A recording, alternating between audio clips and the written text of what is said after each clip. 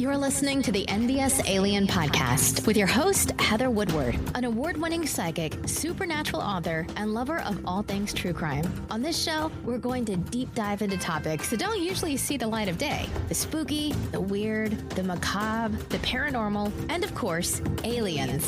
Sit back, grab a cup of tea, and let's get on with the show.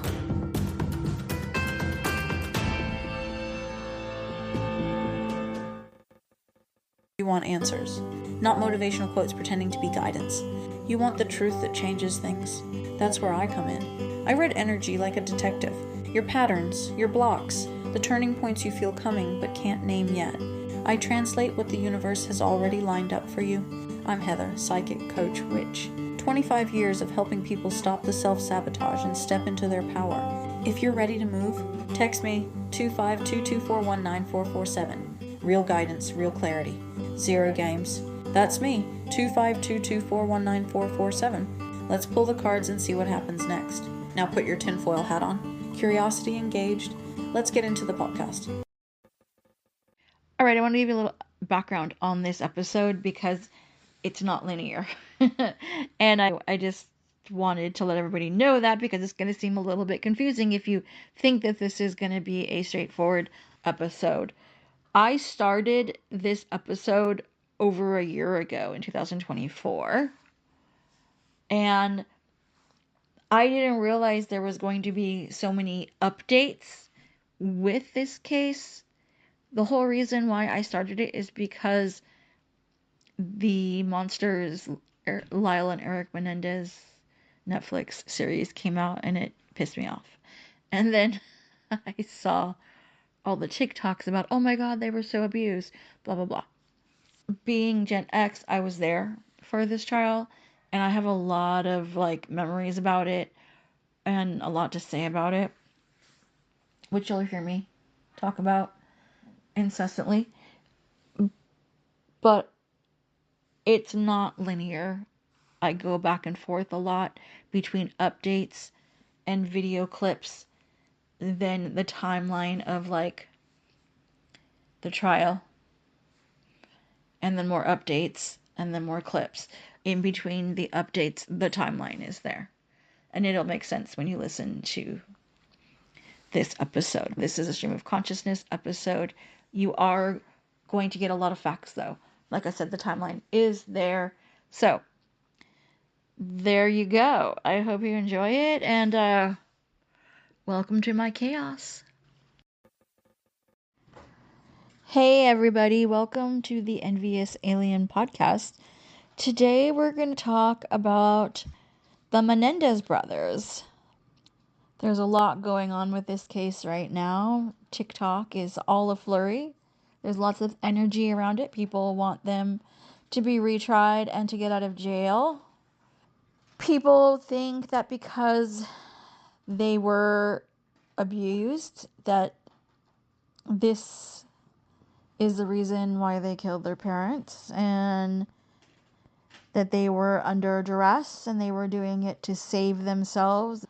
And a lot of people are comparing this case to the Gypsy Rose case because both cases, the abused, trauma, bonded children decided to get out of their captivity by planning to kill their parents so they could leave. With Gypsy Rose, she manipulated somebody else to do it. And with the Menendez brothers, they decided to do it on their own. I recognize the cases are similar. I have read way too much about Gypsy Rose's case. I've seen all the movies. I've watched all the documentaries. Also, I have gone through all of the Menendez brothers stuff. I've watched just about every documentary I could find. I was there for the case. That's the other thing too. I lived in California at the time, and it was the thing that was on TV continuously. So yeah, I saw it in real time. I saw the SNL skits in real time. I lived it pretty much as the background. It was the water cooler talk for many years, and as things progressed and the story of how this all came about surfaced, it was quite the shit show, let me tell you. I don't have that same familiarity with the Gypsy Rose case because I was not in the thick of it. It was not the culture of which I was living in at the time. However, I don't think that because one person is out of jail and the other one is not, means that the Menendez brothers were not treated the same. The cases are vastly different. Gypsy Rose, I don't think that she should have been let out of jail. I think she's a very manipulative person. I think she will always be manipulative. I think she has a lot of issues that need to be worked out. I would not be surprised if in the future something happens where she kills again, or she has somebody else kill again, or she does something on that extreme scale because that's all she knows. That's just my opinion. I'm not saying she will. I'm just saying that the likelihood of her doing it is probably very high. And I don't think someone like that should be out of jail. Do I think that the Menendez brothers should be freed? Absolutely not. In my opinion, based on what I saw, based on what I've read, based on what I know of the case, which is a lot, I don't think that they were trying to get out of their situation. I think it was a revenge, premeditated killing because they wanted the money and they didn't want to deal with their parents anymore. I truly believe that they were abused on some level. I truly believe that it was a pretty fucked up household, and I would not want to be in their situation at all. I believe that they got a lot of what they wanted because they were wealthy and they were very entitled, and I believe that their parents got them out of a lot of things that normal people would not be able to get out of, so they were sheltered. And I truly believe that they thought with the money and with lawyers and with their clout that they would completely get away with it. The brothers did have guilt around killing their parents, and that's ultimately how they got caught. But if there was no guilt, there would have been no case, and they probably would have just gone on with their lives and pretended like it never happened and would have got away with it.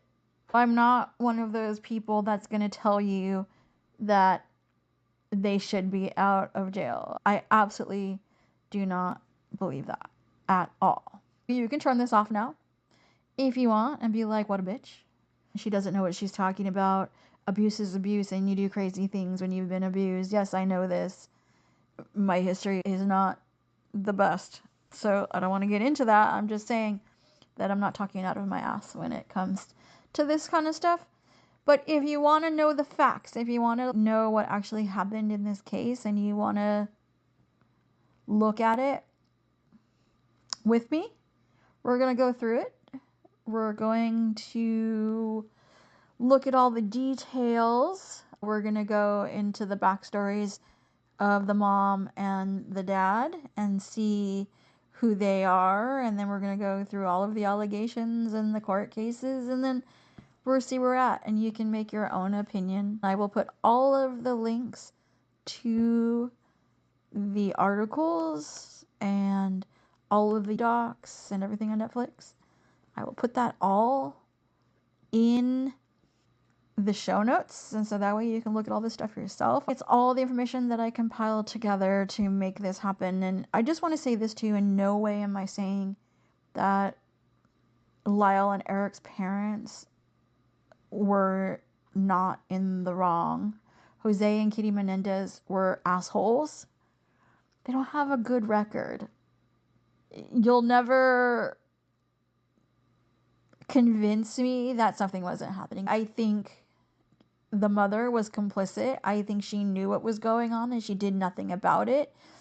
She drank a lot, and I'm pretty sure that the dad ran the house with an iron fist and did whatever he wanted because he made the money, and he was very controlling, and he did abuse his kids in some way, shape, or form. I don't know to what degree, and that's the hardest part, is because going through the trial and going through all of these articles and just watching it in real time in the 80s and 90s and seeing it, I truly believe some of it was orchestrated, where it was hyped up and made to look more than what it is for the trial. And I know I'm gonna get slammed for saying that. I know people are gonna be like, you're not accepting of their story, you should believe them. If a woman had said it, you would have totally believed it. Nope.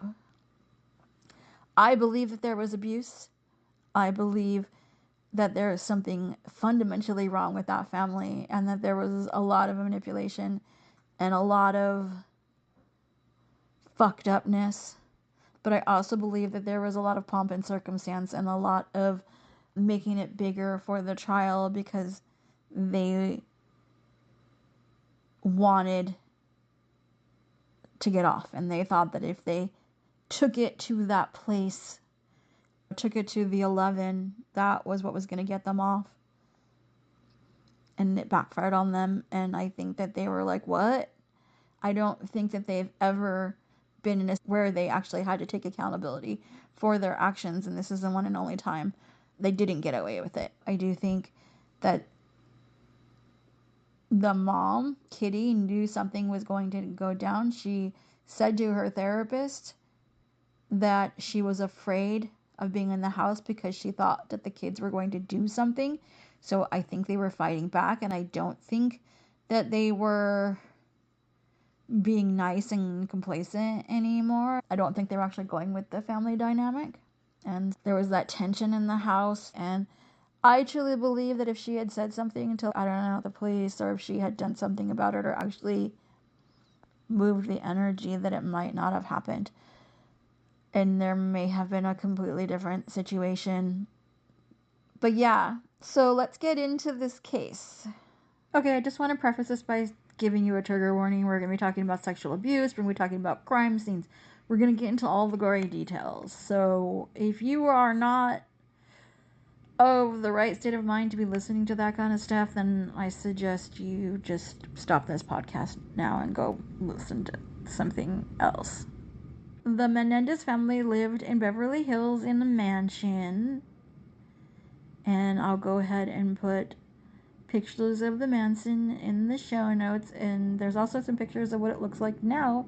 If you're interested, it's pretty close to what it looked like back then, except for the decor is different. But if you want to really see how big the house was, it doesn't look very big from the front, but if you actually go through it, it's huge. They lived in Beverly Hills in the 90210 zip code, just like the TV show. And the crime happened on the evening of August 20th, 1989. Lyle made a 911 call, which I will go ahead and throw in here. Beverly Hills emergency. Yes, police. What's the problem? What's the problem? What's the problem? Someone killed my parents. Pardon me? Someone killed my parents. What? Who? Are they still there? Yes. The people... No. Were they shot? Were they shot? Yes. They were shot? Yes. What happened? I have a hysterical person on. We're trying to get things. Is the person still there? What happened? We have units around. What happened? Who shot who? You came home and found who shot. You know if they're still in the house, the people that did the shooting. Get away from him. Okay. Hey, let me talk to Erik. Who is the person that was shot? My mom and my dad. Your mom and dad? My mom and my dad. Okay, hold on a second. Okay, we're on our way over there with an ambulance. Okay, I gotta go. Oh. Hello, this is police department. Yes. Okay, I want you to come outside. Okay, just come out the front door and everything. My brother.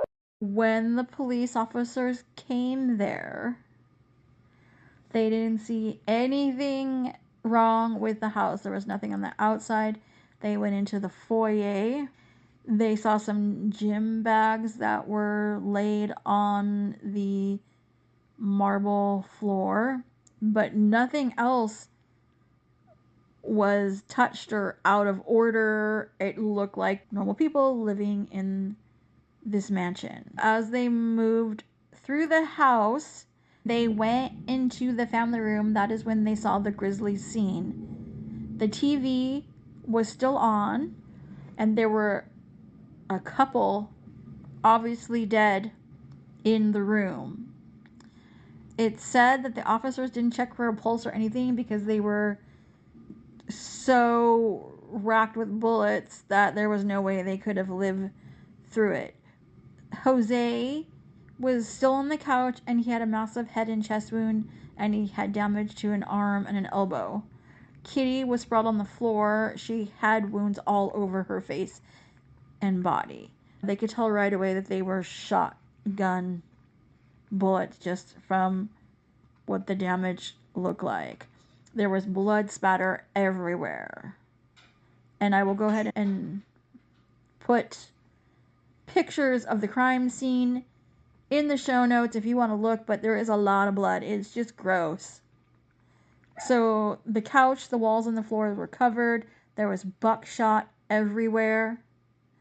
The investigators did not find any shells, though. So that was a little perplexing to them. They did find one piece of a wadding from a shotgun shell, and that's it. Now I want to read this verbatim because this is something that I thought was very interesting. And this is from that grunge article. It says, Police Sergeant Mo Angel recalled the crime scene as, air quotes, horrific. When he entered the room, he saw Kitty, air quotes, on all fours between the couch and the coffee table with her hair slung over in front of her, end quote. He told CNBC, air quote, I saw the father sitting on the couch, slumped back. It looked like they had been repeatedly shot with a shotgun. I'd never seen anything like that before. It was a horrible scene, end quote. The killers had pumped 10 rounds into Kitty and 5 into Jose, per the Associated Press. Now, like I said before, they didn't find anything weird or out of ordinary in the house at all. Everything was intact. On the bookcases, there were tennis trophies won by Erik and Lyle. On the coffee table were UCLA papers, because Erik was going to go there in the fall. They found a glass, a Michael Jackson cassette, a lighter, and a bowl with a spoon, because apparently the two had been eating berry ice cream. Because there was nothing missing in the home, or nothing was changed or touched, and because of the brutality of the murders, the police initially assumed that it was a mob hit. Altogether, they surmised that there had been 16 blasts, and it had come from 2 12-gauge Mossberg shotguns. And then according to the autopsy report, Jose suffered an explosive decapitation with evisceration of the brain. And Kitty was hit in the head, chest, hand, arm, and leg.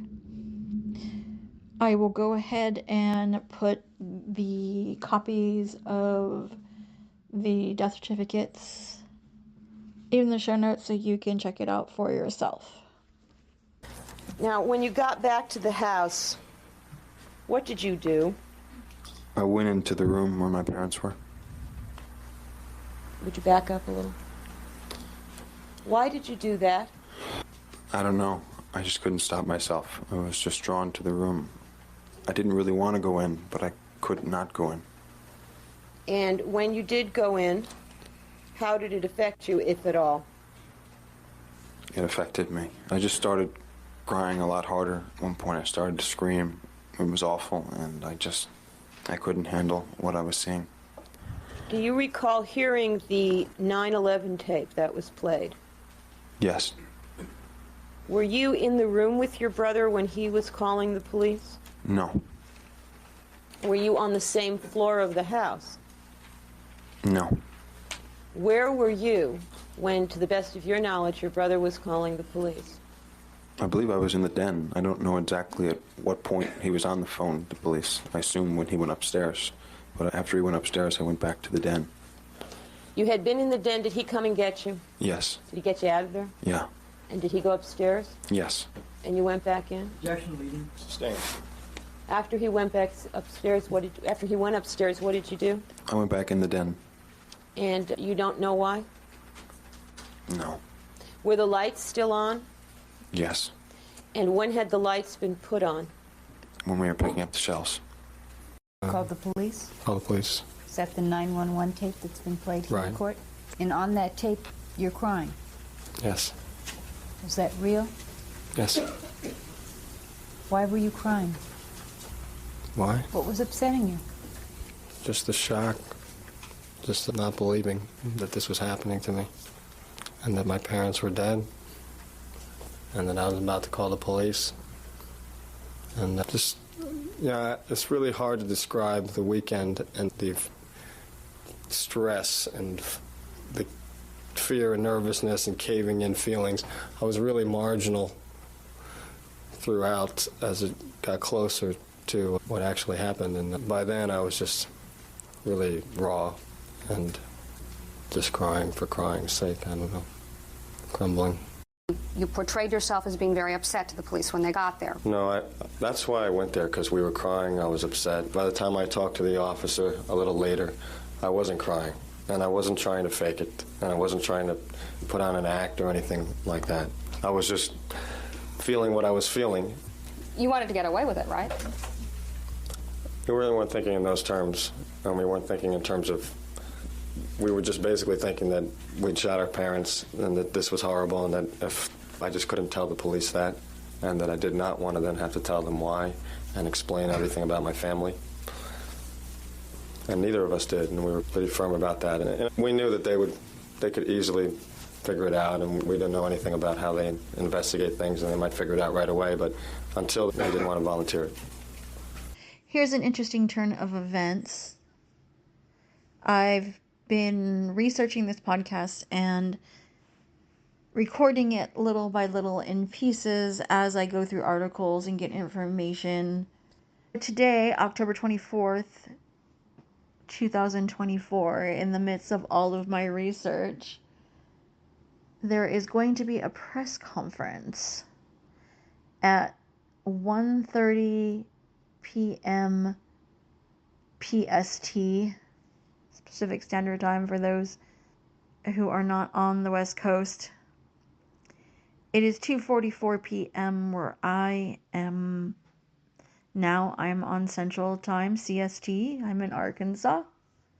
And we'll see what happens. I guess the courts have looked at the case and they're going to have a press conference to see what should be done. They're going to make a recommendation as to whether they should stay in jail, whether they should be retried, or whether there is enough evidence for that. I am so confused at this point as to why this case is even getting any kind of momentum. It's so odd. It's probably because of the movie, and it's probably because of TikTok. According to the Netflix documentary, the new one about the air quotes new evidence, they did an interview with one of the original detectives, and he stated that the scene was so bloody and so brutal that he had never seen anything like it. The father's head was so damaged in the back that his brains fell to the floor like splatted while they were looking at the scene. So that gives you an idea of how much damage was done to this person. Same with the mother's body. Her body was so badly gone that she was just like slumped over. There was so much blood on her, and they knew right away that there was something wrong with this scene. Like, it was like one of the most horrendous things anyone had seen, especially in Beverly Hills. According to the new Netflix documentary, Erik Menendez said that the night of the murders, him and Lyle had GSR, or gunshot residue, on their hands, and he had shells from the guns in his car. All the police had to do was test them. Test their hands, look at their hands, and look in their car, and they would have been caught that night. And he has no idea how they weren't suspicious of the brothers. Most of that is because the police, right off the bat, believed that it was a mob hit, and so they were going down that trajectory and just weren't paying attention. And because it's Beverly Hills and it's wealthy people, this is not the kind of crime that happens in those areas, and so they were not prepared, and it wouldn't have crossed their minds that, oh my God, maybe their own kids did it. This is from Erik Menendez. He's going to be talking about the abuse that he endured by his father. It's graphic, so there's a major trigger warning here. It is 12 minutes long. This is the part that was truncated down and played over and over and over again on TV. This is what made this court case go so viral. We didn't have social media back then. There was no Facebook. There was nothing. I don't even think there was MySpace at the time. So this is all from word of mouth and from watching TV. If you don't want to listen to it, just fast forward through it. You've been warned. He was nice about it. He didn't want to hurt me. So what would he do if something was hurting you? Would he continue to do it? No, he'd stop.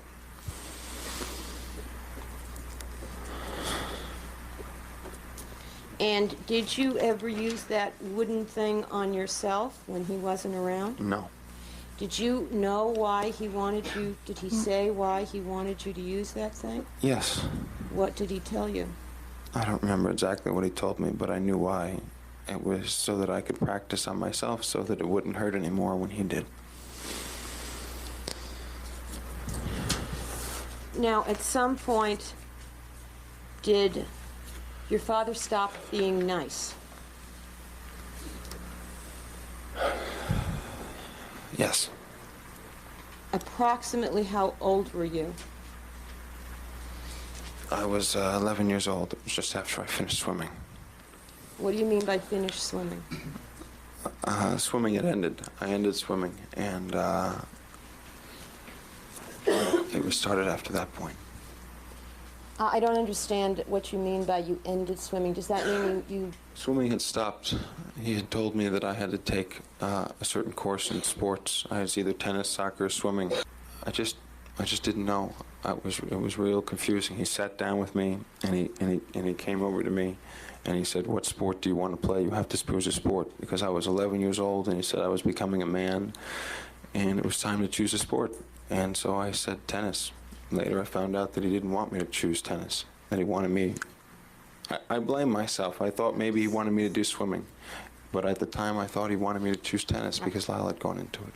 Now, what was it, Mr. Menendez, that happened that made you think that your father was upset with you for having given up swimming? He wasn't nice anymore during the sex. You have to put the mic in. He wasn't nice anymore during the sex. Now, do you recall the first time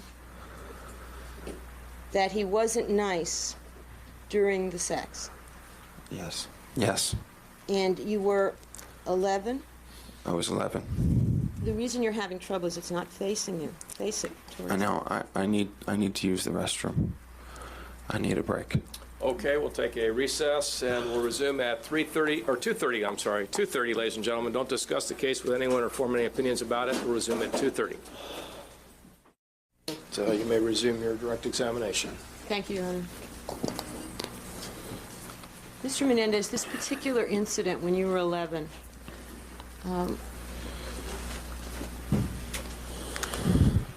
do you remember it? Yes, very well. How do you think about this incident in relation to things that happened both before and after? It's one that just really stands out in my mind.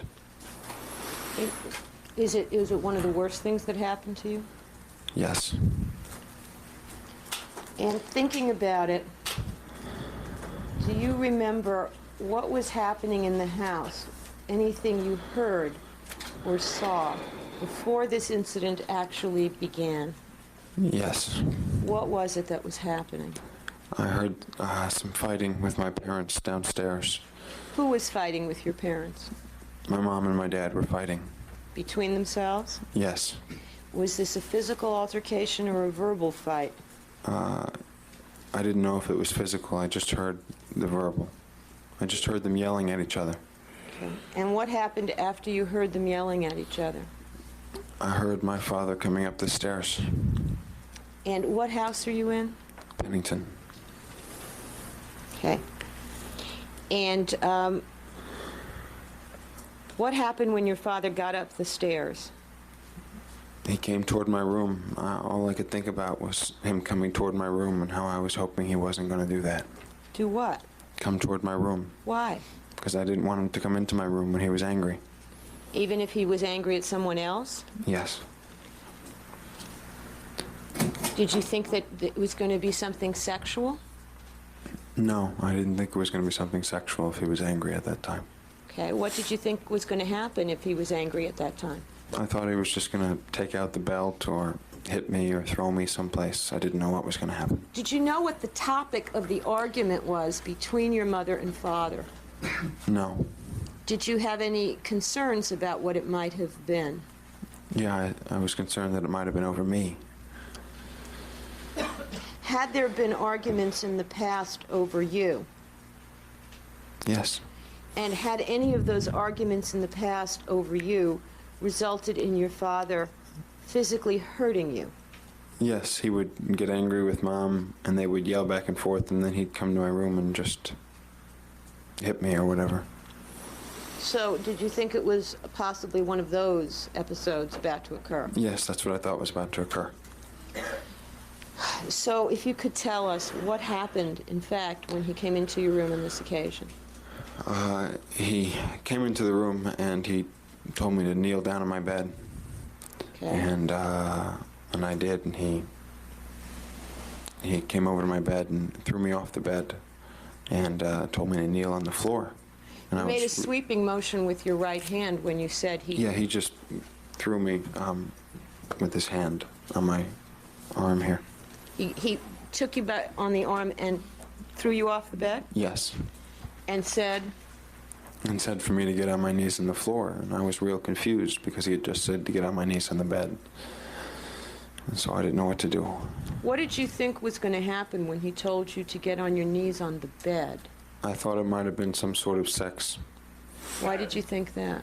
Because when he told me to get on my knees in the bed, usually what would happen would be for me to have some sort of sex with him, but it was strange because he didn't tell me to take off my clothes. He didn't help me take off my clothes like he used to do. He just told me to kneel on the bed, and I didn't understand why. I didn't know what was going on. So did you then kneel on the floor as he ordered you to do? Yes. And was he dressed? Yes. Okay, what happened? First of all, did it hurt when he threw you off the bed? I hit my head against the wall, but I wasn't thinking about that. Okay, what happened next? He was unbuckling his pants, and he pulled out his penis. And in some way, either by his hand on my head or by telling me, he told me he wanted me to massage his penis with my mouth. And did you do that? Yes. And you had done that before, hadn't you? Yes. Had you ever done it being on the floor on your knees? No. Mr. Menendez, is this the beginning of what you came to call knees? Yes. And did you call it that because of the position you had to take? Yes. And what happened ultimately in this episode? I had to give him a massage on my knees until he started to have an orgasm. And had he ever done that before while you were giving him a mouth massage? No. He had done it, not on my mouth. I was ready to pull away like I'd always done, and then he just came on a towel or a sheet, whatever he had with him. So I was about to pull away because I didn't know what was going to happen because we weren't on a bed and I was just kneeling down. And he said, "No, swallow," and he held my head to him. And therefore, did he ejaculate in your mouth? Yes. And did you swallow? Partly. And did this upset you? Yes. And how did you demonstrate being upset? I was crying. And how did he react to your crying? He pushed me away afterwards. And did he say or do anything to you afterwards? Yes. What did he say or do? He said, "Why can't you just be like your brother?" What did that mean? I thought he just meant, why do I have to cry all the time? And was he, what was his tone of voice when he said this? He was rough and he was angry. Did he at any time at this point use the word embarrassment? I don't remember him using the word embarrassment. He just started talking about how I wasn't a Menendez and how I was never going to be good enough to be a Menendez and how he was ashamed to have me as a son, and then he said I'd get used to it and left. And what were you doing while he was saying these things to you? I was just sitting on the floor crying. And after he left, what happened? I went to the door to see if he was still around the corner, and I just went to the bathroom and threw up. Where was the bathroom in relation to your bedroom? It was in the middle of the hall. In the middle between what and what? Between my bedroom and my parents' bedroom. Back up from the mic a little bit. And you threw up in the bathroom on that occasion? Yes. Now, were there other incidents like this one after this incident? Yes, this is what started to happen all the time. He no longer had me on the bed. He no longer had me sit on the bed between his legs. He no longer had me lie down on the bed. It was just on my knees. And in addition to your just being on your knees, was his attitude after this different than it had been? Yes, it changed dramatically. And how was he from then on? He was no longer nice. He now yelled at me all the time. He forced me to do things. I had to do whatever he said, and it didn't matter if I complained or if I said no or if I said, "Please stop." He didn't stop. He completely changed. And when other episodes like this would occur, did you ever throw up after those? Yes, I threw up almost every time when he would come in my mouth. Now, how far away from your parents' bedroom was this bathroom where you were throwing up? 8 feet, 10 feet. And your mother, Mr. Menendez, when you were in the bathroom throwing up because of what your father had done, did your mother ever come to you? No. Were there times up until this point in your life, 11 years old, when you had been ill and thrown up? Yes. And had you thrown up in that very same bathroom? Yes. And when you were ill and threw up, did your mother come in the bathroom? Yes. Did she make inquiry? Yes, she asked me what was wrong. At any time, Mr. Menendez, from this point on, when you were in that bathroom throwing up because of sex with your father, did your mother ever come in? No. In the Netflix documentary, both brothers talk about their mom and their dad. There's not much about their mom, Kitty. It's so interesting. Like, she's a blip on the screen of life. I was looking in other articles and there's not a lot about her, but there is about Jose because of his job title. Jose was raised in Havana, Cuba. His family was mostly comprised of doctors and lawyers, and they had a lot of prestige in Cuba.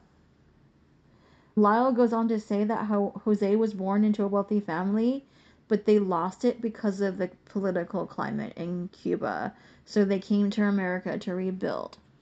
Jose was the head of Hertz for a while. That's the car company where you rent cars.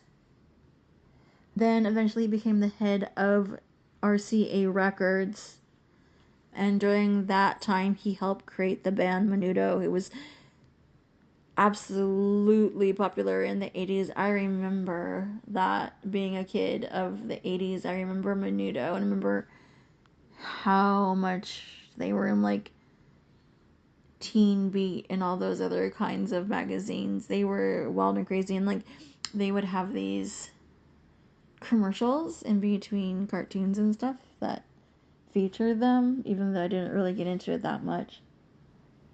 I remember how popular they were. It's so interesting because the Menendez brothers talked so highly of their father, and during their funeral they were so respectful, and even after the funeral, to honor his father, Lyle bought a restaurant because he wanted to be a business mogul just like his dad. Erik still wanted to do tennis and do his own thing, but Lyle for sure wanted to be like his dad, and he talked so highly of him. And I think that was their saving grace, that because they played that part of the grieving sons, and they were so enamored by his reputation, I think that kept them from being looked at for a long time. I did a little research on Kitty, and I found some stuff about her. Her name was Mary Louise Anderson. She was born on October 4th, 1941 in Oak Lawn, Illinois. She was the youngest of 4 children. Her father owned an AC conditioning business, and her mother was a stay-at-home mom. I had to read 3 or 4 articles to get most of this information, so I can't just cite one, but according to some of the articles, her father was very abusive towards her mother and maybe to the children. Her home life was very tumultuous. Then it jumps into her studies. She attended Southern Illinois University. She studied communications, and she met Jose Menendez in a philosophy class. After she married Jose, Kitty worked as a teacher until she quit to be a full-time mom. And we've already talked about it, but she did struggle with substance abuse, it says, but specifically it was alcohol. She really liked to drink, and according to some of the articles, she also struggled with depression. And a few of the articles said that she was very emotionally unstable, but I could see how with an unstable home life as a child that she would marry somebody who was equally unstable. Erik and Lyle Menendez are having their parole hearing starting this Thursday, marking the closest they've been to freedom from prison in almost 30 years. If they are granted parole, it could still be months before they walk free. The brothers are at the Richard J. Donovan Correctional Facility, a maximum security prison in San Diego. The brothers were convicted in 1996 of killing their parents, Kitty and Jose Menendez, in their Beverly Hills home. The two were only 18 and 21 at the time. It was a case that shocked the nation and continues to draw attention. The Menendez brothers were initially sentenced to life in prison without the possibility of parole. But earlier this year, an LA judge reduced their sentences to 50 years to life, making them immediately eligible for parole. They will be considered individually and have their hearings through video conference, with the board assessing whether the brothers pose an unreasonable risk of danger to society, if released, considering factors like criminal history, motivation for the crime and signs of remorse, behavior while in prison, and plans for the future. If the parole board decides they should be released, the decision has to be reviewed by their chief legal counsel within 120 days. Then, California Governor Gavin Newsom has the final say and has 30 days to grant or deny them parole. Okay, so the press conference is done. It was pretty straightforward. Basically, the state decided that they're not going to change anything about their sentencing. It's still murder. They were trying to figure out if they should go to manslaughter, but there was too much premeditation, they felt, around the murders, that it didn't fall under manslaughter. So instead, what they are filing and suggesting is that they resentence, and instead of 50 years to life with no parole, they have 50 years to life with parole. And since they have been good citizens in jail and they feel like they are rehabilitated, there's a good chance that they will go in front of the parole board and get out. They're filing the recommendation tomorrow, then it goes in front of the court, and then after that it goes in front of the parole board, and the parole board has to decide whether or not to let them out of jail. But the whole reason why they're doing this, and they said, frankly, the reason why we're doing this is because of that Netflix documentary, and we had a slew of people calling us. We were going to do it later on in the year anyway to see if this is something that could be resentenced, but basically he said, we need you all to stop calling. So the pressure from the public is what got them in front of the right people. The one thing that he did say is that this is not the way to fix your problems. If you are in a situation where you're being abused and you need to get out, call us, call somebody, get out, try to get out. Don't go murdering people. This is not the right thing to do. And he stated that they're not being, they're not being given a lighter sentence. They're not being given a lighter crime, and they're definitely not being rewarded for their crime. They're being rewarded for their behavior in jail because I guess they're rehabilitating people in jail and they've bettered themselves. And so they were looking at that. And the processing guy did say that they were trying to figure out what to do up until an hour before the press conference, which makes sense because they were actually a half hour late. It was supposed to start at 1:30 and it started a little after 2. And I think it's because they were still trying to figure out paperwork and getting things going. Like literally they were down to the minute for this, because he says it's literally split down the middle. There are people in the office that completely believe without a doubt that they should stay in jail. And there are people who believe that they should get out. And so they had to come to something straight down the middle. And he doesn't want anyone to think that he is giving them any kind of special attention. That's why we're not giving them manslaughter. We're not changing what they did at all. And we're not condoning anything that they did were only basing this on the behavior in jail at this time. So there was something about them being under 26 too when it happened, and there's special rules for people that are under 26. So that factored in there. I didn't get all the details with that, but basically they could get out because they've served a good amount of time. How do I feel about this? I feel like it's fair. I'm glad that the court system is seeing that, yeah, you did a shitty thing. You're fucked up. And the word premeditated was thrown around a little bit there. Let's see what happens with this filing. Patrick Healy, Channel 4 News, Beverly Hills. The accused brothers did not appear in open court until after more than an hour of discussion between attorneys in the judges' chambers. 22-year-old Lyle and 19-year-old Erik Menendez were formally charged with murdering their wealthy parents for their millions, crimes that could carry the death penalty. Do you understand the charges against you? Yes, Your Honor. Deciding to arrest the brothers had taken authorities nearly 7 months after the savage shotgun murders of parents Jose and Kitty Menendez in their Beverly Hills mansion.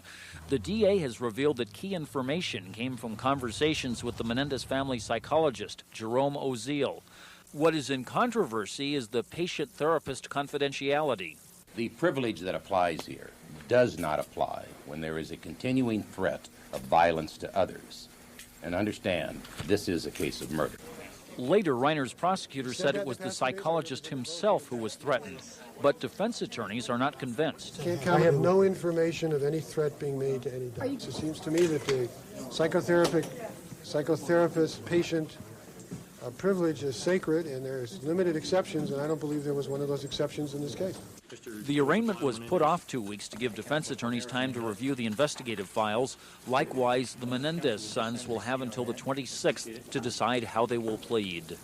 The prosecution claims other evidence, but the significance of the information from the psychologist is revealed by the fact that authorities waited nearly 7 months until they had it before proceeding against the brothers. Whether that information can be used in court may prove to be a crucial turning point in this case. Patrick Healy, Channel 4 News, Beverly Hills. Here is a post-murder key events timeline. There's just so much that happens in between. On August 20th is the murder. And then August 20th to 21st, 1989, Lyle and Erik remain in the home for a very short while. They dispose of their bloody clothes and they bury or hide the murder weapon, and they do it somewhere along Mulholland Drive. From August to September 1989, the police begin their official homicide investigation, and they head first into the mob hit angle because of Jose's business ties. And the brothers, while this is happening, they go balls to the wall and they start spending money like crazy. It was ridiculous. And this will haunt them later. September 1st, 1989.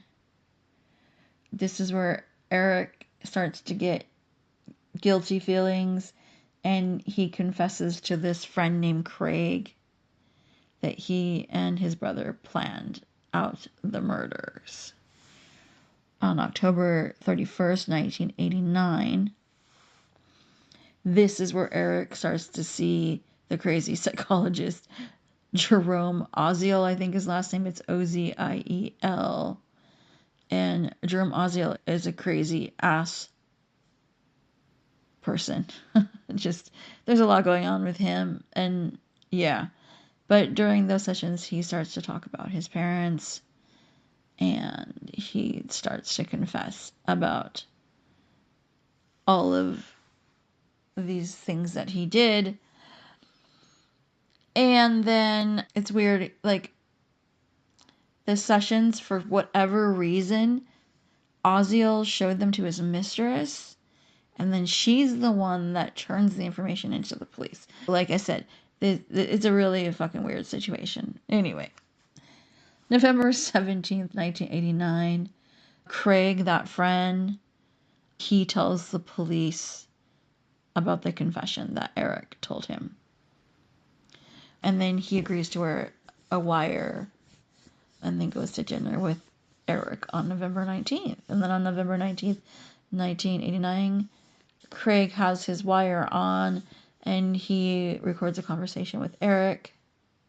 But then Erik pulls back and he changes the story. And so they didn't really get anything out of that. Late 1989, early 1990, so that's like December, January, the spending spree comes back around and the investigators are looking at that. And the reason why they start to look is because Lyle bought a restaurant in New Jersey. He bought a Rolex. Erik paid for that tennis coaching. He paid for a bunch of trips. Like I said, they bought cars. They were going big.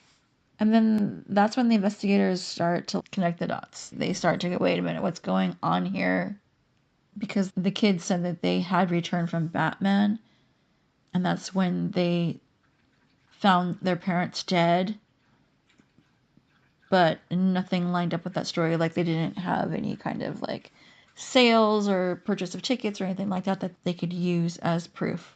Lyle is arrested on March 8th, 1990, and that's in front of the Beverly Hills home, like the original home. And then 3 days later, on March 11th, 1990, Erik turns himself in. He was actually, I remember this, he was actually on a plane on his way home from a tennis tournament in Israel, and he turned himself in to the police. Let's get into a little more about this therapist, Dr. Oziel, Oziel. Like I said, he's batshit crazy, and there's just a lot going on there. It's one of the things that kind of threw me off a little bit because this guy was so not ethical. There's so many red flags with this. Dr. Oziel, he earned a doctorate in clinical psychology from Arizona State University in 1972. He opened a private practice in Beverly Hills, and he taught at the University of Southern California. His focus was on phobias and sex-related disorders. And then I guess he wrote a bunch of articles about sexual dysfunction during the time that this whole thing is happening. His license was on probation for dual relationships, which is like boundary issues. It's like therapist-client boundary issues. And yeah, why is he recording these sessions in the first place without anybody knowing? So he's already like under scrutiny for that, which is ew, gross, ick. Anyway, he started to see Erik and then Lyle in 1988. Erik and Lyle were not good kids. There was a series of burglaries that they did, and they got off because their dad pretty much paid people off. The brothers are used to like getting away with shit. The reason why they were seeing Dr. Oziel in the first place is because the family had sought out therapy after these burglaries. In 1989, it looks like October 31st, which is like Halloween, Erik contacted his therapist because he was having nightmares and depression. And that's when he confessed to killing his parents with his brother. Oziel recorded the sessions. And then during the trial, in his testimony, Oziel claimed that after the confessions, the brothers made threats against him. And I don't know if that's true or not, but there was some issue about like doctor-patient privilege. But like, again, he was recording them without them knowing. So there's that. Because of the threats, and because Oziel said that he was feeling pressure from the brothers that they may end his life because they had already killed his parents, these tapes were admissible in court. Usually they would not because of patient-therapist confidentiality. And so there was this loophole. But again, Osceola was such a like crazy fucking character. Who knows if that really happened or if he just made that up so that he could use the tapes. And so that way he didn't seem like such a ick. Like he didn't seem like such a worm. Anyway, so Osceola had this affair with this woman. Her name was Judalon Smith, I think. It's Judalon and then Smyth. But she said that she was involved in the secret recordings. But she's the one, like I said before, that brought the tapes to the police. And so that was a big bone of contention in the court case. Because, like, why didn't Osceola bring the tapes to the police? Why was it her? In January of 1997, Osceola surrendered his California psychology license because the California Board of Psychology had accused him of breaking confidentiality rules and sexual misconduct with female patients. Here's some like little quotes, and you'll hear this a lot if you watch anything about the trial. Here's his key quote. During the sessions, Erik talked about his nightmares, about his parents, and feeling depressed. He then confessed, "We did it."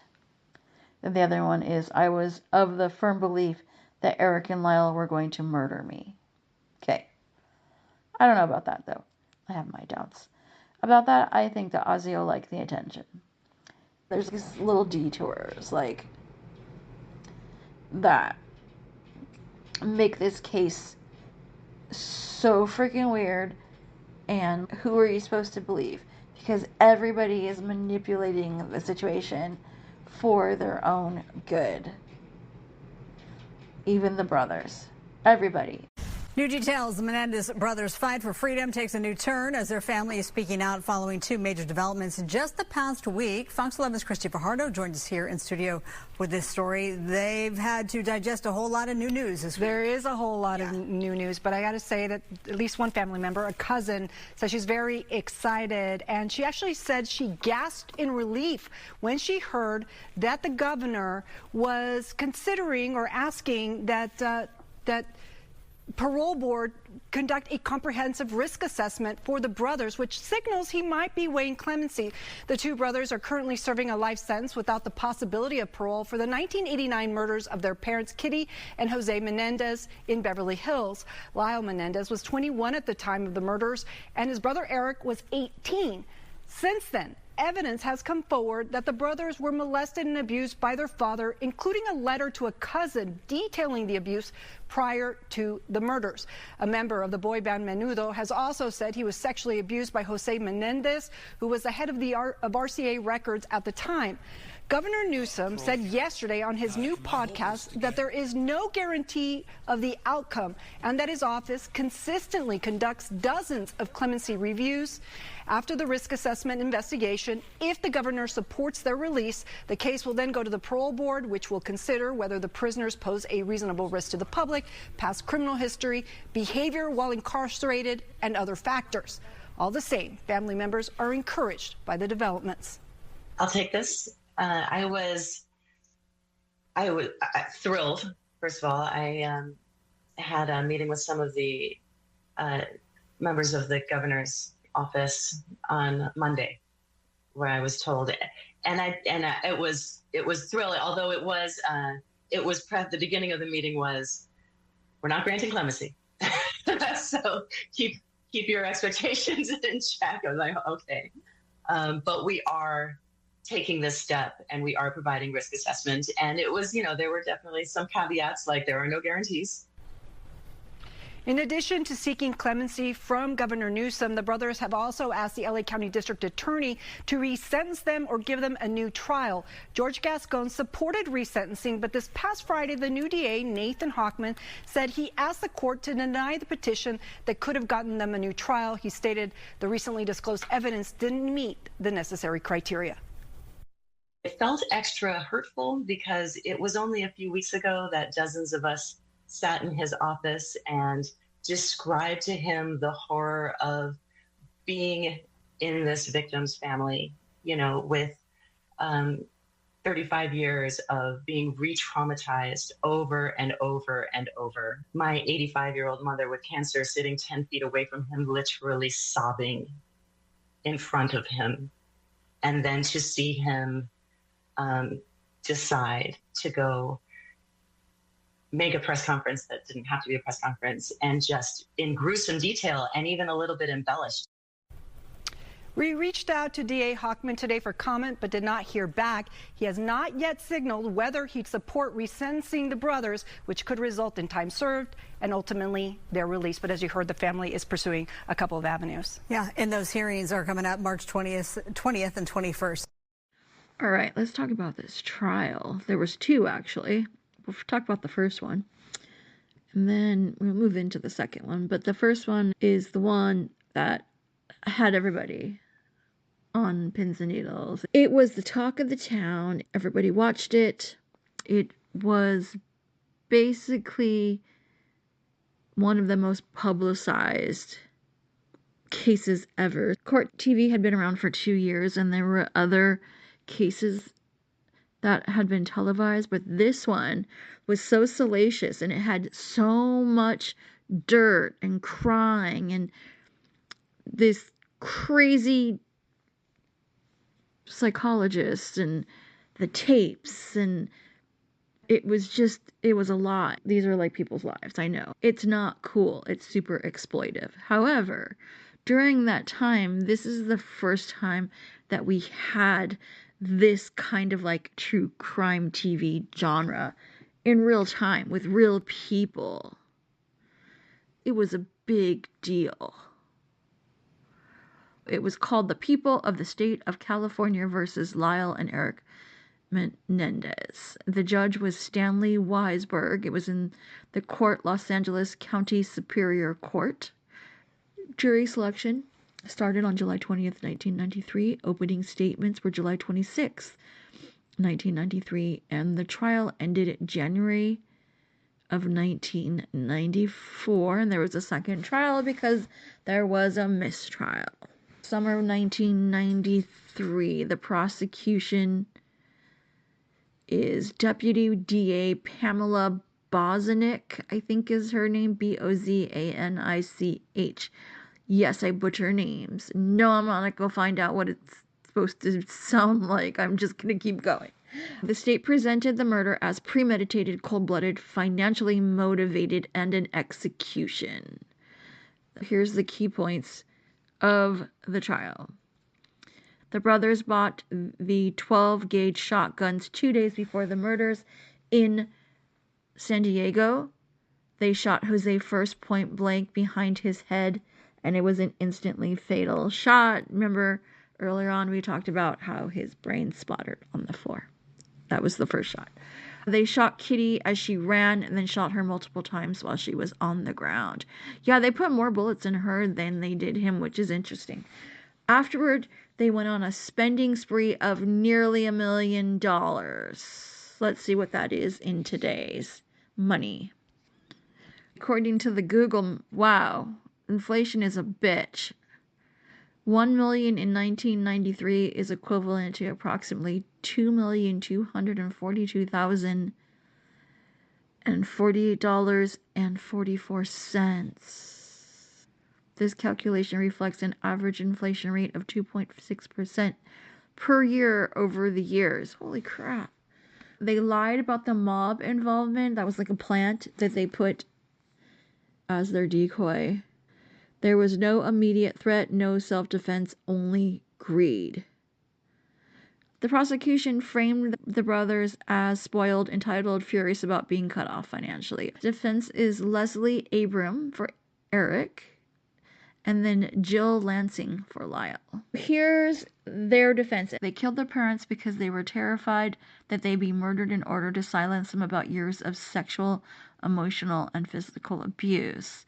So, like, we have these two, they were teenagers and now in their 20s. So these two young guys who are good looking, have everything they want, and they're saying that their dad abused them. That's some crazy shit right there. Here are the key claims. Jose sexually abused Erik from age 6 onward. Lyle claimed Jose abused him briefly as a child, then stopped. Isn't that interesting? I wonder why. That was not a read. That was me really wondering why. Kitty was emotionally unstable, violent, and protective of Jose's abuse. The boys believe their father planned to kill them after a family confrontation. The murders were imperfect self-defense, we're using that in air quotes, and not planned executions.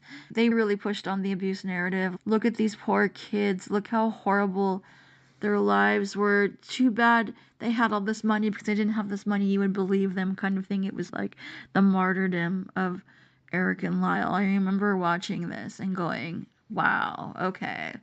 There were times where, do we believe the brothers? Do we believe them? They're showing all of the emotions. They look sad.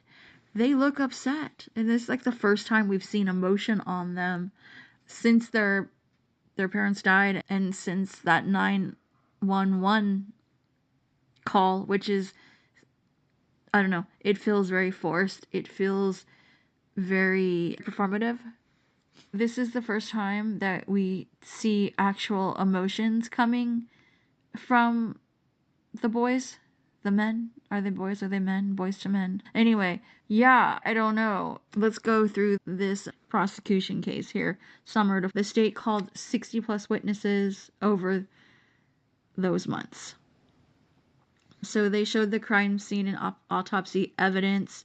They wanted to really show the rage, and they wanted to show the impact of this, to show that these two young men went literally on a rampage. They did a forensic reconstruction of all the shot blasts.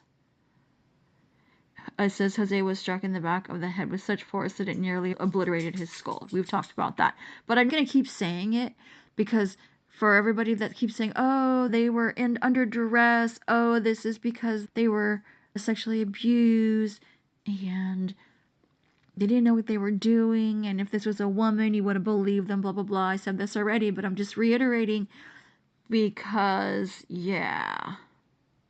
It wasn't just, I'm going to shoot my dad in the head and my mom. No, they chased the mom around and shot her, like, an obnoxious amount of times. Anyway, Kitty was shot in the face, chest, arm, and leg. Basically, she was crawling on the carpet, and they were shooting at her. The patterns of the scene suggested rage, not panic or fear. Yeah, they just went in for overkill. Anyway, the financially motivated evidence of when they just went through all the credit card records, investment statements, their lifestyle, like how they were buying Rolexes and stuff, Erik's tennis coaching bills, and Lyle's restaurants and business ventures. More than one, apparently. Private tennis training, cars, condos. Yes, see, I knew that they bought a house, and I wasn't sure. I didn't mention it because in my noggin, I was like, did I just make that up? I know they bought cars, but did they buy a house? I thought they did. Anyway, the prosecution called it victory spending. Some other things that the prosecution highlighted were the shifting counts of where the brothers were, their plant about the mob, just lies they told to everybody. They're just big liars. The show of little grief. They moved out of the mansion like right away. And apparently they act more concerned about the inheritance than about the murder investigation, like they didn't care about it. We have the doctor. Judge Weisberg allowed some of the therapy confession tapes, but not all. The portions containing alleged threats were admitted because it shows that they were dangerous and that they would have killed again. These tapes, I remember this was like on the news, like all the time, these tapes, and they were like specials on them, and Barbara Walters was like talking about it like crazy. But the reason why the tapes were so damning is because they were discussing it openly in therapy. They also talked about how they planned it and how they went and bought stuff and how it was super premeditated. But The defense argued that the doctor therapist dude, he manipulated them into talking more because he knew that he was taping them, and they didn't know they were being taped, though. That's the thing. And so he wanted it to be as salacious as possible. He wanted to get as much information as possible. So was he leading them on? Was he trying to amp it up a bit to make it more than what it was? Who knows at this point? Like I said, everybody had their part. Everybody did. The defense's case was fall of 1993 to early 1994. And this is where the shit happens. This is where we get the crazy court TV stuff, because Erik's testimony is emo. It's super emo. He was on the stand for 3 weeks and he cried a lot, and he was just very graphic about everything, about his sexual abuse, and he left nothing to the imagination. And people were like, what the hell is going on? Like, it was a lot. There were replays on court TV, so they would view it during the day, and then people are at work, so they can't see it. Then they would cut down like the best parts of the testimony, and then they would play it at night. So there's like these replays happening all the frickin' time. It was constantly in front of your face, and everybody was talking about it. Here are the claims. Erik testified that Jose allegedly abused him. Oral sex, anal penetration, visits at night, lots of pornography. He says that he had intense guilt, shame, and confusion about his sexuality, that if he told anybody, Jose would kill him. He's saying all this through tears. Lyle's testimony isn't as bad. It was still being played, but not as much. But that's because the abuse, according to him, stopped when he was 8 years old, which I think is weird. I don't know what that's about. But anyway, he says that he was abused from 6 to 8. He feared that it would turn toward Erik. He said that Jose was controlling and authoritarian, and he was violent, and that Kitty was depressed, suicidal, she was addicted to pills, and violently unstable, and their home was a war zone. This is a quote. He said, Jose was a powerful man who believed he owned us. I don't think people who are younger understand like how some of these phenomenons become like cultural references, because say with the Blair Witch, like found footage is a genre now, and it's just something that happens, and there's faux documentaries everywhere. Just go on TikTok for 5 minutes, go on YouTube. There is an app called Found, which is just found footage stuff. And so we are so desensitized to it now, and we're so used to it, that the idea that Blair Witch was like this cultural phenomenon that like took over doesn't make any sense to most people. And you got to remember, we didn't have phones back then. We barely had the internet. This is a new thing. We had chat rooms and AOL. This happened a few years later, but you gotta remember, we're not exposed to this stuff, and this is the first time that something like this has been on television. This is the first time something like this crazy and exploitive has ever been on TV, and it's real. True crime is like a genre. Like, we exploit the hell out of anything that is a big case. It doesn't matter what it is, but like this is like the first time that something like this was like so televised and put out there in this way, that it will always have this stamp on it because of that, and people will not forget it. There's just these things that shaped us, and they're like the predecessors for what we have today. Like, without this case, we would not have true crime. That's just the reality of it. The defense goes on, and they talk to some child psychologists and abuse specialists and PTSD experts, and there's like lots of testifying that happened. They talk about the brothers living under this ongoing threat, that they truly believe that they were killed, and they acted in a dissociative panic. the whole consensus here was like, it's not self-defense, but it's fear-driven preemptive survival. I'm going to kill you before you kill me. I don't know. Some of the family and friends of the Menendez brothers testified. Relatives stated that Jose was domineering, Kitty was emotionally unstable, the boys seemed terrified of their father, and they were very dysfunctional. But they also said they never saw abuse. The boys were spoiled and entitled. They got pretty much whatever they wanted. They got out of things. And Jose was strict, but he was also loving because he gave them whatever they wanted. He rode them hard, but he also rewarded them a lot. This is pre-OJ. And OJ was the other trial that just had a chokehold on America. So this came before even that. And so that's what I'm saying. This kind of made the way for the OJ trial again, because same thing with the OJ trial. It was everywhere. At the time, people were fascinated by the wealth of the family, the mansion, the perfect Beverly Hills lifestyle. And they just couldn't believe that something like this could happen in like a nice place. But then that's the same thing with the OJ trial. The OJ trial was the same thing.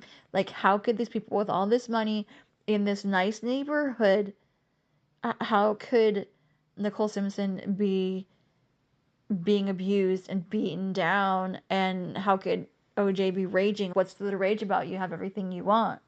You know what I mean? So it was the same kind of like thing where like you're supposed to have everything, and like how could this happen in an affluent neighborhood? These are supposed to be the people that have everything, and why are they raging basically, which is a fair point. But anyway, some of the things that people had a really hard time with was, one, the way that I remember this so well, the way that the boys dressed with these sweaters. They just look like douchebags. They did not look like normal people, normal, like, young kids at the time. They definitely looked like there was a class issue. Like, they thought they were better than everybody else. They're crying on the stand. People didn't know whether to, like, feel sorry for them or to hate them for it. Because, wow, these bougie kids in these bougie outfits think that they have their life so fucking hard. Boo-hoo, right? So there was a little bit of that.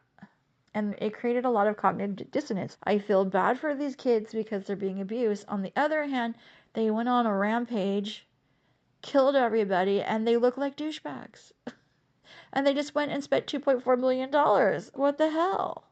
The therapist tapes, they were very exploitive, and people just talked about them so much. It was just like legal pornography for the true crime audience.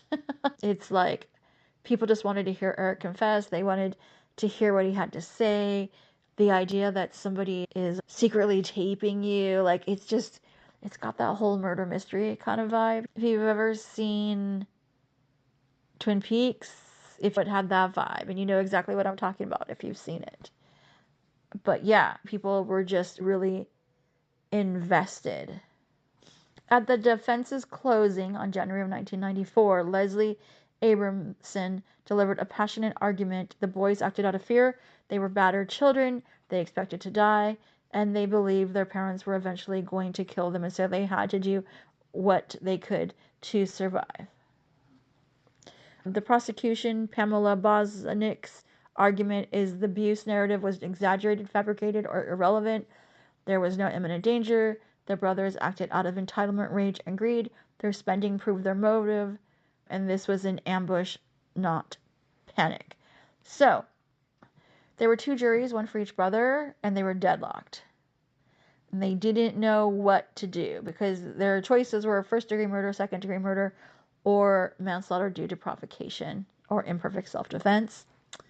And they couldn't decide, so there was a mistrial. This just in, we have a Lyle and Erik Menendez update. The new district attorney decided that they do not deserve a new trial.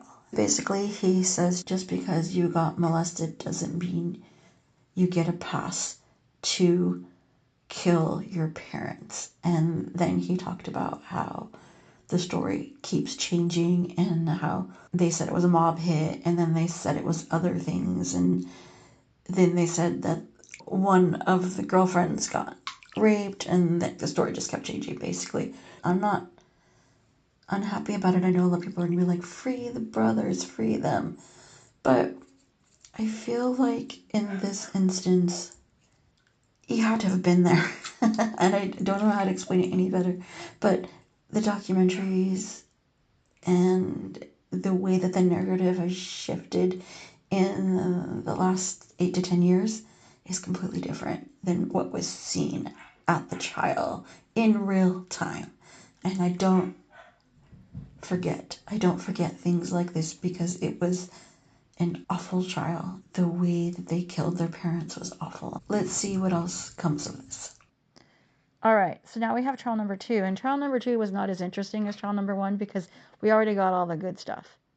All of the clips are from the first trial because that's the one that had all of the crazy drama. This one, the judge was like, we're going to tone it down. The retrial began with jury selection on August 21st, 1995. And the opening statements were on October 11th of 1995. So there was some time in between. The verdict was delivered on March 20th, 1996. So some time later. Sentencing was on July 2nd, 1996. Basically, the judge didn't want a replay of the last trial because it was so crazy. Judge Weisberg ruled on April of 1995 that the trial would proceed with one jury for both brothers, stating the advantages outweighed the potential prejudice. No televised coverage. Cameras were excluded under the judge's order, who believed that the broadcasting increased the risk of jurors being exposed to outside commentary. And yeah, that's a very fair point.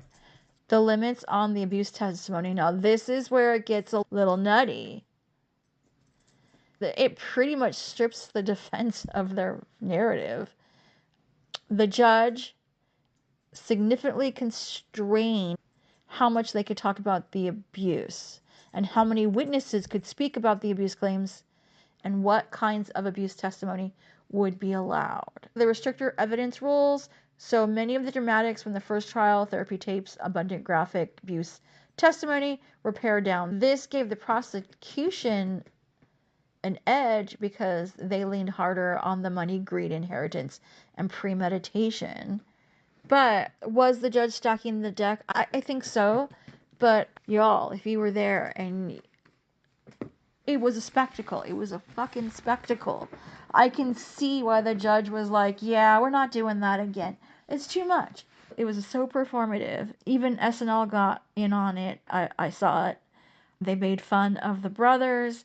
Seems cold-hearted now, but you're taking it out of context. And I know you're like, no, it's just awful, but you weren't there. You don't know. You don't know how much it impacted the pop culture of the time. And that SNL skit was so on point. That's what people were thinking. So if you take it out of the context and you take out the nuance of it and you watch it now, you're like, God, that's awful. That's horrible. These poor kids that were abused, they're being made fun of. But in the social construct of the time and in the pop culture of the time, it makes perfect sense. So call me an asshole if you want. Call me Gen X, you don't care, blah, blah, blah. With pop culture references like this, you have to understand the time frame. Here are some points of the second trial. The prosecution presented evidence showing that after the murders, the brothers engaged in lavish spending and showed behavior consistent with an expectation of inheritance. The prosecution said that aligned with premeditation rather than panic. They went hard with the whole idea that they were lying in wait, that the murders were very planned, they were not spontaneous, that they were just waiting for the right time, basically. This jury heard a lot less of the abuse allegations, and so there wasn't like this emotional buildup and the emotional crying and stuff. It was different this time. There wasn't this lead up to the salacious abuse, which means that the defense couldn't use the performative aspect or the shock aspect this time to make their case. And so it was a lot more diminutive. The prosecution really focused on the multiple shots, the big ass weapons that they used, the idea of overkill, because they hated Jose, but they really fucked up their mom. Also, they didn't have as many choices, so there was no manslaughter choices. It was either first degree or second degree murder. 3 to 1. There was only first degree murder and second degree murder, and that's it. And they were leaning heavily on first degree murder. Both brothers were found guilty of 2 counts of first degree murder with special circumstance, which was lying in wait and conspiracy to commit murder. Because of the special circumstances, they were ineligible for the death penalty. Instead, they got life in prison without the possibility of parole. And they were serving consecutive sentences. The sentencing was finalized on July 2nd of 1996. The second trial was less drama and more criminal justice. It was more of a air quotes traditional case, meaning that there was no TV aspect to it. And I feel like the defense was a little bit neutered. There you go. That is a little rundown of both trials. Clip from a TMZ interview with one of the brothers. And he does say he was a spoiled brat. He was a complete spoiled brat. But now he's changed, of course. But he's been in jail. Of course he's changed. He went from getting everything he wanted and thinking getting away with anything to being a common person in a jail. This is the crime of a spoiled brat. From start to finish. And no one is ever going to convince me otherwise. I'm glad that they decided to wise up. I'm glad that there is a redemption arc here somewhere. However, that doesn't mean you get to come out of jail. You've done fucked up. And usually I'm like, yeah, let him out, it's cool. But in this instance, I just can't. The lying, the spending the money, the thieving, the bullshit before and after they got caught. Yeah, I get they were from a very toxic, very dysfunctional family, but that doesn't give you carte blanche to do whatever the fuck you want. They had other choices. They could have left at any time. People are saying, I know, but they felt trapped and they're codependent, but blah, sure they are. But at any time they could have done something else. There are other choices, and maybe they didn't know how to do that, but they could have told somebody, they could have asked somebody, they could have started the process. And I know people are going to say they didn't have the skills. People do it all the time, though. People get out of shitty situations. All of the time people grow. Today is February 27th, and there is some new news about the Menendez brothers. It's a minor update, but it could turn into something more. So I'm gonna put it out there and see how this turns out. Newsom, the governor of California, has decided to get involved with the case, and even though they're not going to be getting a new trial, he may be setting it up so they could get out of jail in a few months, like time served. I'm not sure if they would have to go up against the probation board for that, since Newsom is getting involved. However, he is fast-tracking the process, and we will see how this turns out. May 13th, a judge changed the sentence for the Menendez brothers. It is now 50 years to life with eligibility for parole. That means if they can go in front of the parole board, that means that they can get out of prison. And if they go in front of the parole board, it could take up to 100 days for the parole board to have a hearing, and then it could take up to another 2 or 3 months for them to make a decision. Erik and Lyle Menendez are preparing for their first parole hearing as they fight to be released from prison. The brothers were originally sentenced to life without parole for murdering their parents 36 years ago. At the time, they said it was self-defense after years of sexual abuse from their father.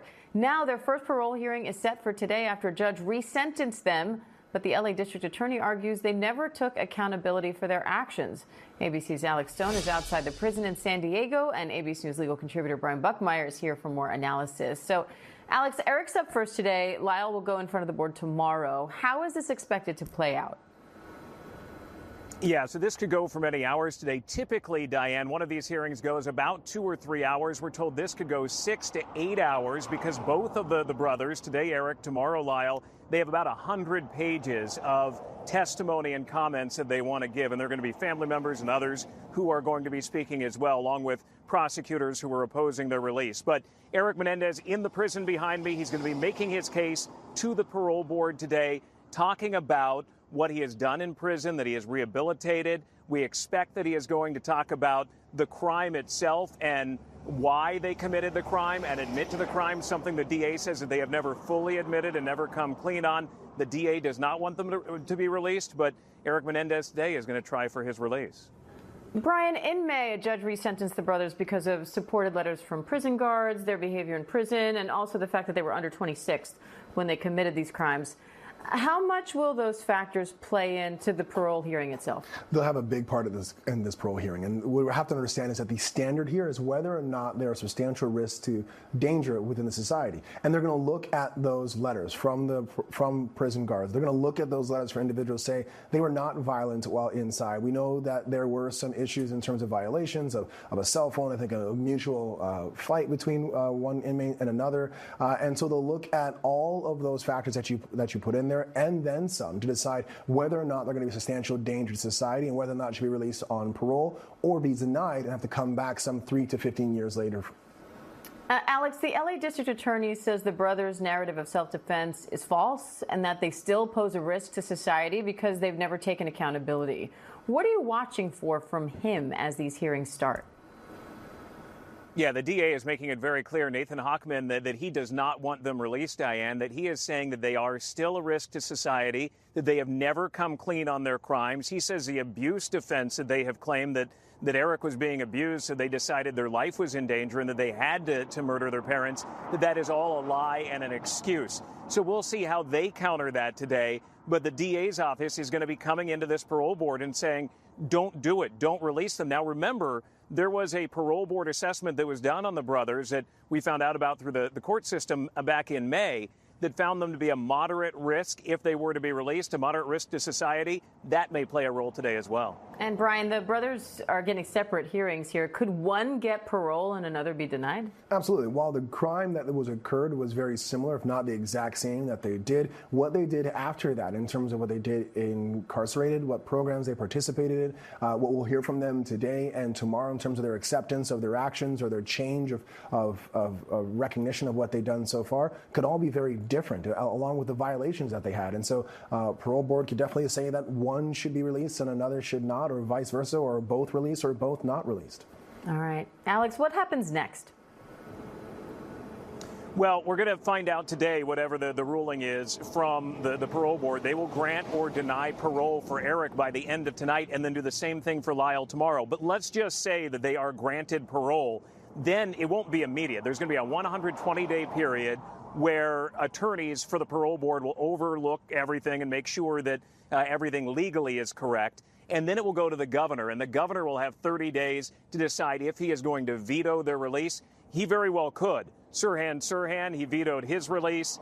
There have been Manson followers that he has vetoed as well. So the governor could put all of this to bed, even if they do say that they're going to be released, but it won't be immediate. So even if they do get parole today, they will not be walking out of here today or tomorrow. All right, Alex Stone, Brian Buckmeyer, thank you both. My thought process on it is My prediction is that the Menendez brothers will be out of jail before Christmas. Woohoo. I'm not excited. I don't even think that this is something that is newsworthy at this point. This is what you do when you can get social media behind you. Never in my wildest dreams did I ever think that 20-something years after this crime that there would be a change in opinion about this case. I'm still right here going, nah, they killed their parents on purpose. I don't think they should get out, but whatever. I'm okay with it, I guess. I'm okay with it. They served their time. They're older now. Maybe they'll just chill and maybe they've learned their lesson. Who knows? But I still don't think that this is like an important topic considering today's day and age. I think it's a great marketing campaign. Good for you, Menendez brothers, for learning how to manipulate the system. So, yeah. Cool. This morning, the Menendez brothers vowing to keep fighting for freedom after Erik and Lyle were both denied parole, for now leaving them behind bars for the 1989 murders of their parents, Jose and Kitty, in their Beverly Hills home. After an 11-hour hearing Friday, a parole board telling Lyle that, like his brother, he also poses an unreasonable risk to the public. The board questioning Lyle about his history with lying after the murders. And you were trying to lead them away from you and your brother in another direction, right? I was certainly trying to lead them away from my brother and I. Lyle telling the commissioners through tears, I will never be able to make up for the harm and grief I caused everyone in my family. I will be forever sorry. Lyle's attorney also touting his prison record with no violent infractions, but the board hammering him on his frequent use of contraband cell phones. Ultimately telling Lyle he still struggles with deception, minimization, and rule breaking, and that incarcerated people who break rules are more likely to break rules in society. They didn't get a fair shake. The brothers' attorney, Mark Garrigus, calling the hearings rigged, in part because of audio from Erik's hearing that was released to the public in the middle of Lyle's hearing, prompting a dramatic pause in proceedings. The irony of all of this is you've got people, the commissioner, who's cross-examining Lyle on cell phone use. He violated the rules with cell phones. But by the way, don't look over here. The California Department of Corrections is violating the rules left, right, and sideways while you're doing your hearings. The California Corrections Department saying the audio was erroneously released through a public records request. Following the hearings, the Menendez family saying, while we're of course disappointed, we are not discouraged. This is not a long time. They are going to get out. I do want to always remind people that a couple of years ago, this was not even a possibility.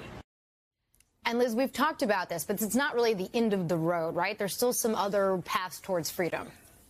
Yeah, Laura, that's right. Well, first we should say their attorney has indicated the release of that audio may be grounds to challenge the parole denials in court. But beyond that, the brothers are still fighting for a new trial. The governor could also grant clemency. And it's likely we're going to see the brothers back in front of a parole board again soon. The board says they'll be eligible for parole in 3 years. But with good behavior, it could be in just 18 months, Laura. All right, still a big blow, though, for them. Liz. Okay, so I was wrong. They didn't get out by Christmas because this is November 2025 when I'm recording. And they went up in front of the parole board in August of 2025. And like the clip said, they have to wait at least 18 months to 3 years in order to go up in front of the parole board again. So for now, this is how it's going to be and this is it. And I'm okay with it. I feel okay with it. I don't feel that they are remorseful. I don't feel that they have changed too much. I think that jail has humbled them, and it should have humbled them. But I don't know if they truly are regretful about what they did, or even if they see it as something negative. Time will tell on that one, but for now, this is where this story ends. And with that, I will see you on the flip side. Thank you for listening to the NVus Alien Podcast. For show notes, go to the website www.nvusalien.com. All of the reference materials and mentions in this episode are linked there. If you want more witchy, paranormal, and fringe content, please subscribe to my Substack. Just search Heather Ashera, that's Heather Ashera, or check the link in the show notes. And as always, see you on the flip side.